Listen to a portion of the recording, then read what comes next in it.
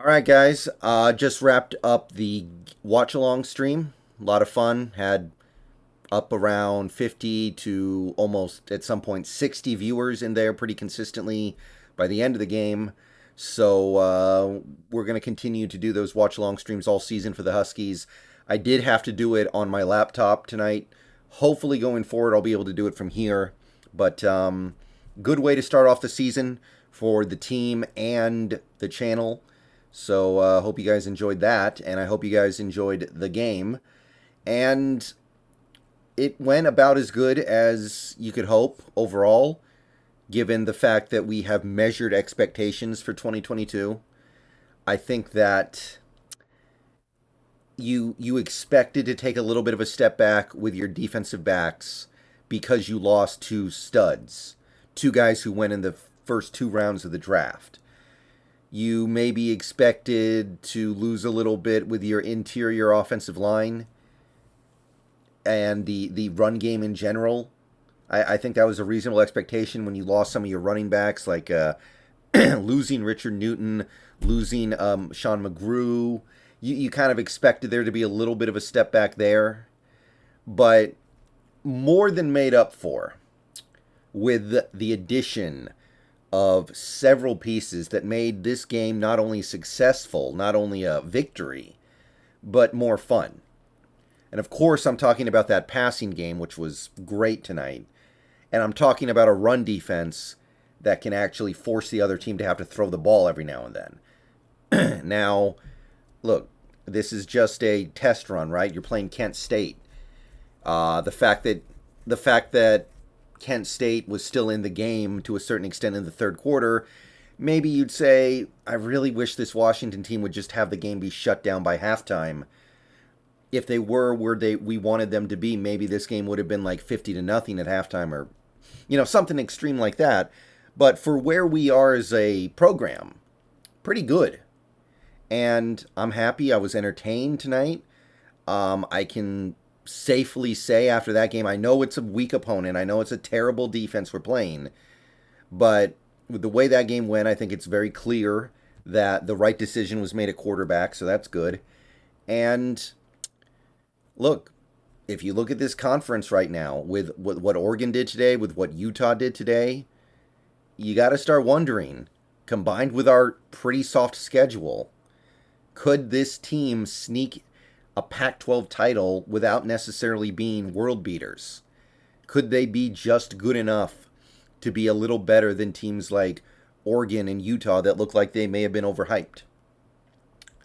We'll know more in a couple weeks. I'm not going to get ahead of myself here. But let's just start with the obvious. Michael Penix Jr. was awesome.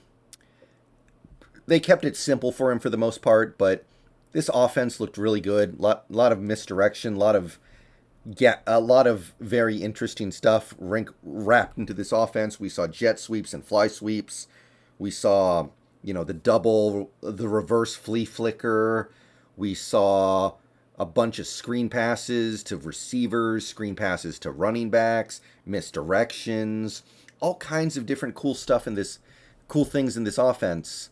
And after watching the Jimmy Lake era offense, where it was just kind of like dull and dreary and dead, it was much needed life in this offense. So Michael Penix, obviously player of the game, almost 350 yards, 4 touchdowns. The thing that impressed me the most is his decision making. When he needed to get the ball out quickly, he did. When there was pressure in his face, he just got the ball out. He found his check down, his safety valve, and just got it out.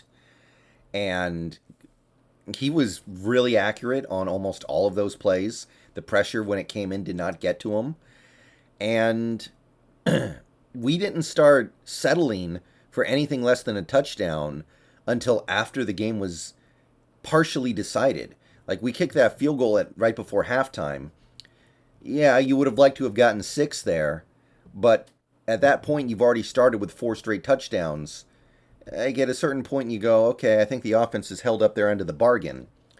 And I talked about how I felt like our pass catchers this year might be a little lacking, But Jalen McMillan, man, like I like Odunze, of course. Odunze's a nice player, does his job, made some nice catches out there today. But I look at McMillan and I go, that's a guy with some superstar potential. That's a guy who could become a big time number one receiver. Odunze just strikes me as a little bit more of a he fits a role.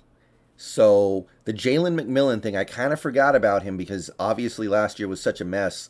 Nobody really got a chance to shine. I mean, Cade Otton, who looked like he was going to be the next big tight end prospect, became such an afterthought last year that did he even have 200 yards? I can't remember. But Jalen McMillan could be a big deal in this offense with Penix. And that might be enough, combined with this creative play calling, this creative playbook, to get this team somewhere beyond where I thought they were going to be, somewhere between 7 to 8 wins. Maybe it could be beyond that. The running game was okay. That inside offensive line, it doesn't look great to me. I like our tackles. Kirkland, Jackson Kirkland. He's good. I like our tackle play, but the inside of the offensive line doesn't seem as sharp to me. So I think running the ball will not be easy. I mean, tonight we're playing Kent State, and the running game was up here, and then it was down here. Talapapa pops a 28-yard touchdown run on the first drive, and outside of that long run, he had 10 carries for 29 yards, so just a little inconsistent, you could call it.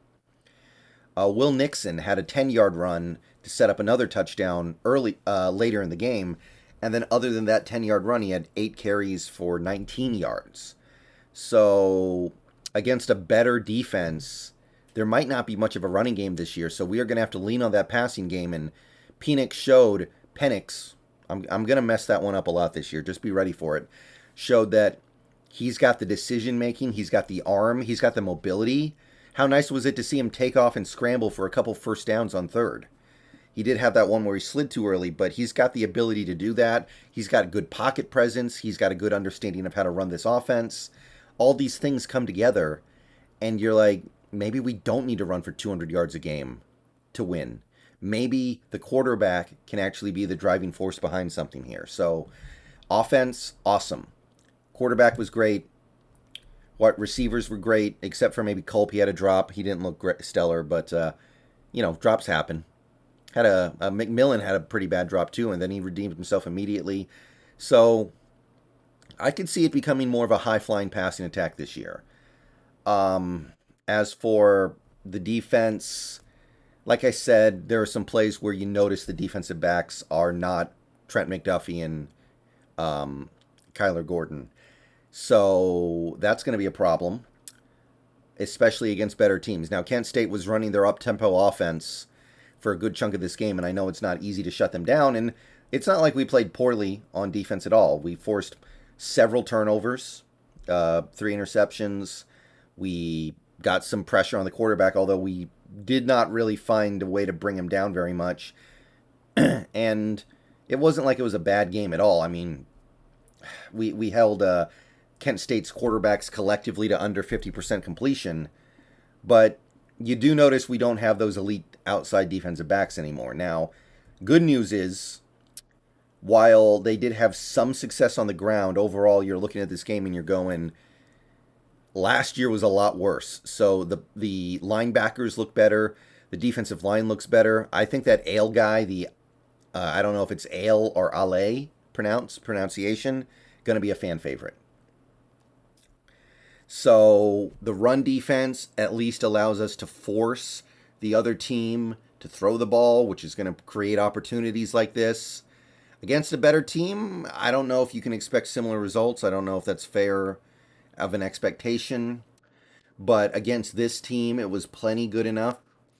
And look, even if Washington ends up not being great this year, they're going to be more fun than they were. Like, based off this game, they're going to be more entertaining than they were last year. Last year was just, it was kind of boring. When teams wanted to put it to us, they just started running the ball. We had a hard time stopping it. And we didn't have a quarterback that was going to be able to really make much of anything happen. This year, we fixed both those things. Now, if you want to beat us, you're eventually going to have to test the pass defense. Little concerned about the pass rush just because there wasn't a lot of pressure. And honestly, a lot of the pressure that we got didn't result in anything positive because the quarterback just kind of leaked out the backside and there was, nothing going on there. He was always able to get out to at least throw the ball away, it seemed like. But good results overall. Holding Kent State to 20 points with the fast-paced offense they were running. Pretty positive result. And we got another cupcake next week against Portland State. Should be an easy win. We're not going to learn anything yet, although we could learn negative things, I guess. But very interesting test against Michigan State in a couple weeks. That's what I can say about that. We're going to learn what we need to know. So, yeah, I'm happy. It was a fun game. The offense played awesome. The defense, like you can see where things have changed. You can see in some areas it's not as good, but it's improved in the areas that it needed to improve to give us a chance. There was one really scary injury in the defensive backfield as well. That's not going to help anything. I can't remember the guy's name, but he went down on a non-contact injury, which is always really bad news. But hopefully we get good news later. Not optimistic there, unfortunately. I can't remember the guy's name. I'm having a tip of my tongue moment, but not good. So yeah, good start for the Huskies. 1-0. 1-0, baby. All right. See you guys tomorrow. No stream tonight, I don't think. No Twitch stream. See you guys tomorrow. And bow down to Washington.